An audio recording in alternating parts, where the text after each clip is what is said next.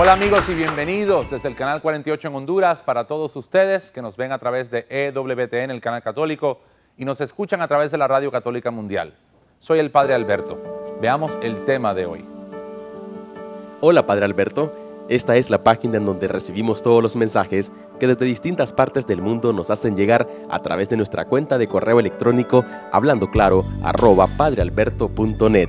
El tema del programa de hoy es He vivido pruebas difíciles. Amigos, ese es nuestro tema. He vivido una prueba muy difícil. Ya volvemos.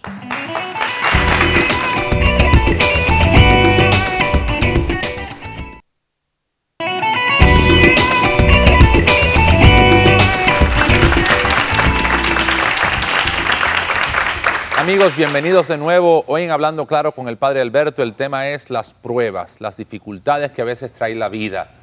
Y muchas veces pensamos que si tenemos mucha fe, que si somos personas positivas, como se dice hoy día, no vamos a sufrir. Todo lo contrario. Yo creo que en la vida a veces nos llegan cosas que nunca esperamos, cosas que pueden ser muy difíciles y que nos pueden poner a prueba. Incluso esa fe que tenemos, nos agarramos de Dios, pero hay cosas que son muy difíciles y que no entendemos. En este programa vamos a tratar de entender cómo lidiar con esas pruebas difíciles. Y tengo personas que lo han vivido en carne propia. Vamos a dar la bienvenida a la señora Ana Flores. Bienvenida. Y también me acompaña en este primer segmento la señora Olga Agüero. Bienvenida. Comenzamos con Ana porque ella muy recientemente perdió a su hija. Y una hija muy joven. Tengo entendido que tenía 27 años. Sí. ¿Cómo fue eso, Ana? Explícanos. Ella murió de cáncer de seno. Nosotros vivíamos en Miami y le descubrieron el cáncer de seno en el año 2004. Tenía 26 años todavía. Le dijo que ella no quería que la conectaran a ninguna máquina. Yo me salí, padre, porque yo no la podía ver. Ya ella casi no hablaba. Era máquina para respirar. Para respirar. O sea que ya era un método extraordinario de sobrevivencia. Exactamente, conectar a una máquina que depende de usted, después, exactamente, usted la va a matar porque usted va a desconectar esa máquina. Yo no quise y después yo me salí un buen rato. En la noche, padre, ella me llamó, mi hijo grande me dijo, mamá, la está llamando. Y lo que yo nunca puedo quitar de mi mente, padre, esa última mirada que ella me dio y solo me dijo, mamá. Esa fue su despedida. No sé qué es, padre. No sé qué me dijo, no sé si me dijo, mamá, no me quiero morir. Mamá, cuídese. No sé. Eso fue lo más difícil. ¿Y murió a cuánto tiempo después de esa? Como 3 horas después se murió ella. O sea que fue algo bien cercano al momento de su muerte. Sí, sí, sí.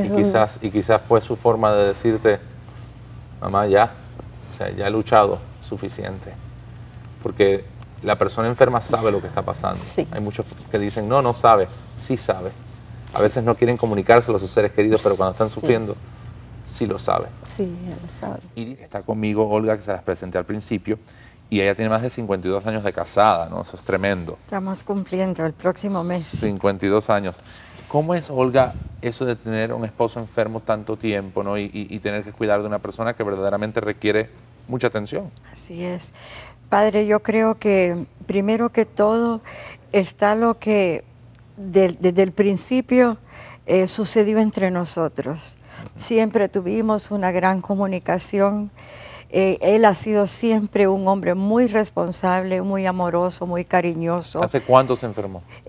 Hace 25 años. Wow. O sea que casi la mitad de su tiempo de casado ya empezó su enfermedad. Sí. Fueron 5 largos años para que él pudiese caminar y han quedado secuelas en la forma en que él camina, pero de allí su vida por mucho tiempo fue totalmente independiente. Tenemos que hacer una pausa breve, amigos. Cuando regresemos vamos a seguir hablando con personas que han pasado pruebas tremendas y también con un experto que nos va a ayudar a entender un poco más sobre qué debemos hacer cuando llegue a nosotros una prueba inesperada. Ya volvemos.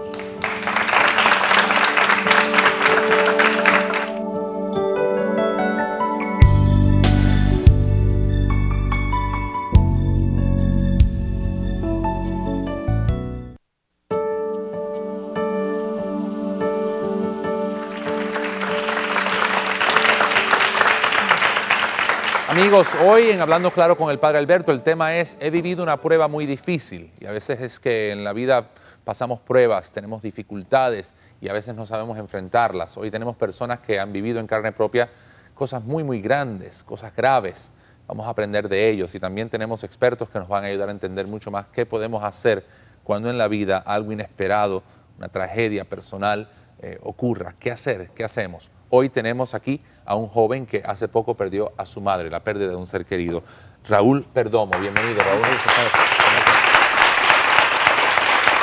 Y también me acompaña el licenciado Natanael Padilla, que está con nosotros, psicoterapeuta familiar. Bienvenido.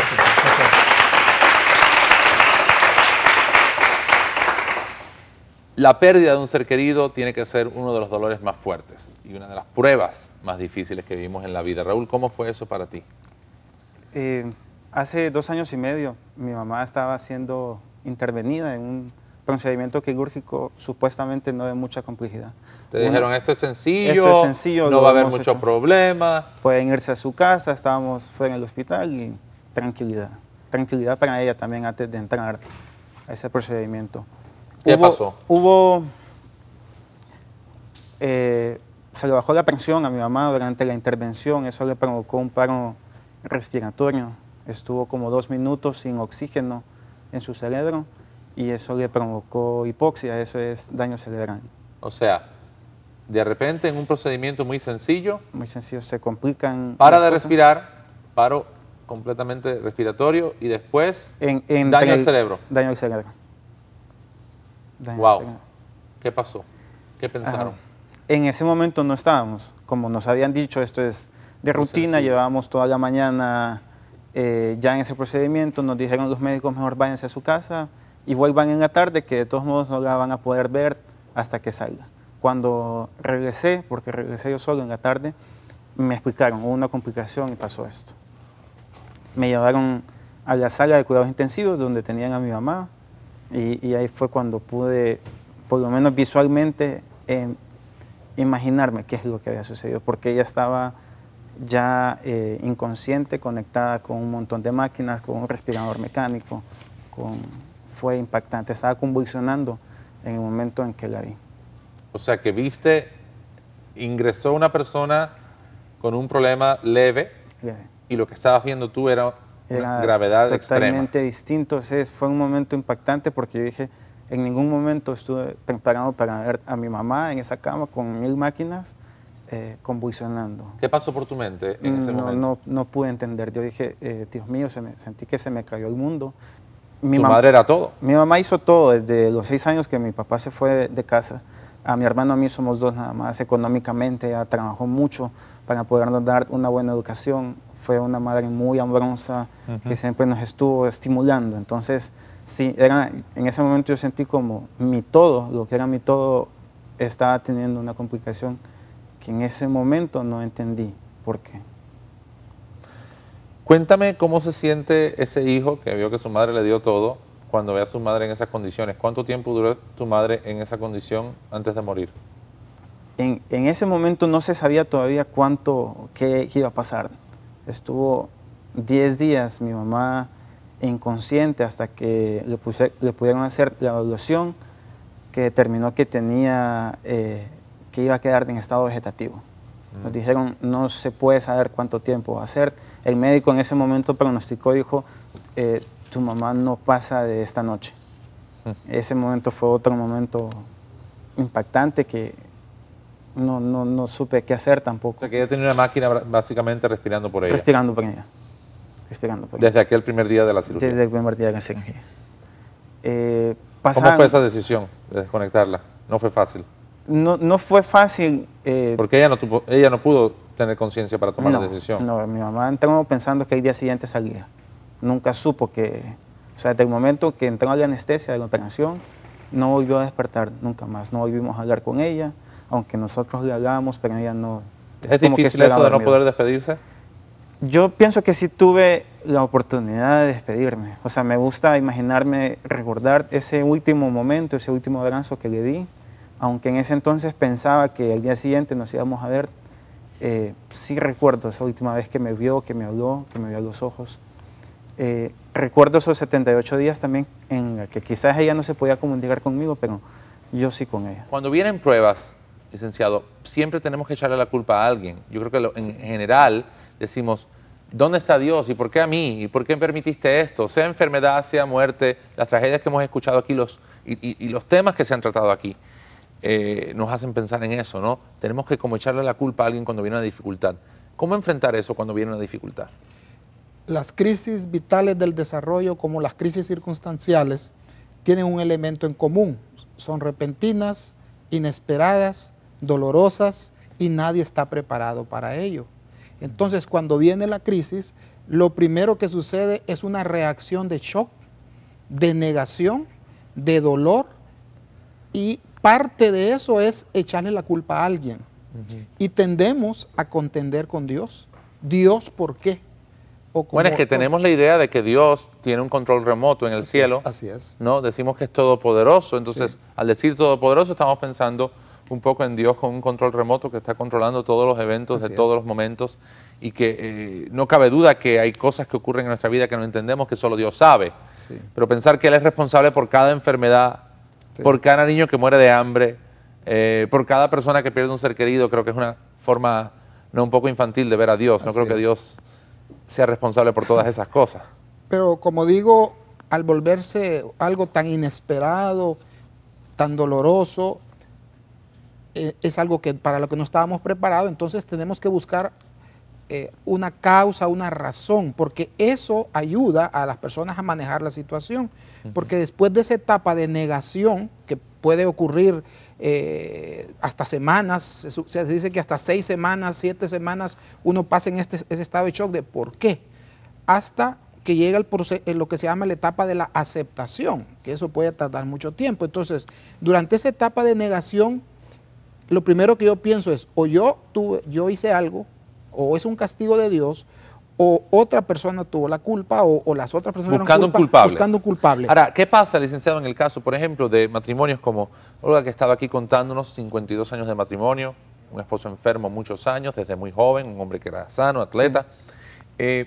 ¿Por qué hay matrimonios que este tipo de tragedia les une más y superan su tragedia, y hay otros que nada que ver, empieza la crisis y se acaba la familia? Hemos encontrado en casos de, creemos que cuando una pareja o en una familia ha habido mucho amor, mucha comunicación, mucha comprensión, como que esos afectos, esos estados afectivos tan positivos ayudan a manejar en forma más adecuada una situación de dolor, una situación de esas. O sea que si la relación es débil antes de la crisis, tiene más probabilidad de acabar. Tiende a desorganizar y a romper una relación, definitivamente que sí. En el caso de la muerte, por ejemplo, tenemos una madre que perdió a su hija de 20 y tantos años, una cosa trágica, dolorosa. El hijo que pierde a su madre de una operación que iba a ser una intervención leve, se convirtió en su muerte, básicamente, ¿no? ¿Cómo enfrentar eso? ¿El proceso de duelo cuánto dura? El proceso normal de duelo puede ir hasta un año. Muchos hemos tenido la oportunidad de perder un ser querido y hemos vivido la experiencia. Cuando ya el proceso de duelo se va mayor a un año, incluso ya va a requerir ayuda profesional, porque eso quiere decir que el dolor es tan fuerte que la persona no ha superado la situación y puede entrar en un cuadro de depresión. Entonces, consideramos que todos los ritos que se hacen, los ritos sociales, todo ese proceso de duelo, el acompañamiento, la solidaridad ayuda mucho, pero pasa el tiempo y la familia empieza ya a vivir sola su dolor. Entonces, cuando viene el verdadero dolor, el verdadero proceso de aceptación y adaptación a esa vida, de que ya no está el familiar, ya no está el ser querido. Entonces, yo creo que podemos hablar de una depresión reactiva, un dolor hasta un año como normal en una familia o en una persona. Y después de eso una persona debe buscar ayuda de alguien. Sí. Muy interesante. Yo sé que el duelo es distinto en cada persona. Sí. Hay quienes y hay una cosa más, padre. Se ha encontrado que aquellas personas que no fueron buenos hijos o no fueron buenos esposos, entonces ahí sí se produce un sentimiento de culpa, que es lo que hace muchas veces que esta persona se le haga mucho más difícil enfrentar su dolor por el sentimiento de culpa que le ha producido, que no fue buen hijo, que no atendió a su familiar, y son los que en los velorios por lo general hacen el show y se ponen a gritar y lo quería tanto, pero el que ha tenido una relación muy buena con su familiar, lo va a ver usted tranquilo, sereno, porque dice, yo hice hasta lo imposible y yo ayudé mucho. Muy interesante. Vamos a hacer una pausa breve. Cuando regresemos, más sobre cómo enfrentar las crisis, los dolores difíciles que a veces trae la vida. Ya volvemos.